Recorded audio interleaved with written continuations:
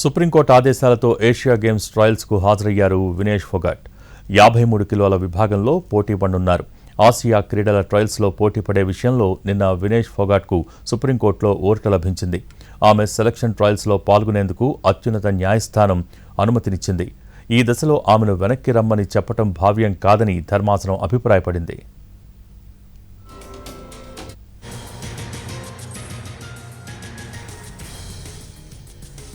Paris Olympics తర్వాత క్రీడలకు తాత్కాలిక బ్రేక్ ఇచ్చారు వినేష్ ఫోగాట్. మెటర్నిటీ లీవ్ తర్వాత తిరిగి ఆసియా క్రీడలు ట్రయల్స్లో పాల్గొనాలని భావించగా డోపింగ్ నిబంధనలు పాటించలేదని, ఒక డోప్ టెస్టుకు హాజరు కాలేదంటూ ఆమెపై జూన్ 26 వరకు WFI బ్యాన్ విధించింది. దీన్ని సవాల్ చేస్తూ ఢిల్లీ హైకోర్టును ఆశ్రయించారు వినేష్ ఫోగాట్.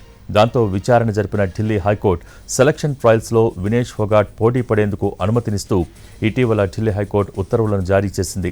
దీన్ని భారత రెజ్లింగ్ సమాఖ్య WFI సుప్రీంకోర్టులో సవాల్ చేసింది. హైకోర్టు ద్విసభ్య ధర్మాసనం తన పరిధిని మీరిందని, ఎంపిక ప్రమాణాల ప్రకారం వినేష్ అనర్హురాలైన ట్రయల్స్లో పాల్గొనేందుకు అనుమతి ఇచ్చిందని పిటిషన్లో పేర్కొంది. దీనిపై విచారణ జరిపిన సుప్రీంకోర్టు ఢిల్లీ హైకోర్టు ఉత్తర్వులపై స్టే ఇచ్చేందుకు నిరాకరించింది. ఈ స్థానంలో వేరొకరు ఉండుంటే పరిస్థితి భిన్నంగా ఉండేది. కానీ వినేష్ ఈ దేశాన్ని గర్వపడేలా చేశారు. ఇప్పటికే ట్రయల్స్లో పాల్గొనేందుకు ఆమెకు హైకోర్టు అనుమతినిచ్చింది.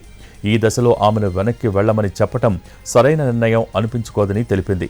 ప్రస్తుతానికి ఈ విషయంలో తాము ఏం చేయలేమని, ఆమె పోటీల్లో పాల్గొనవచ్చని ధర్మాసనం స్పష్టం చేసింది.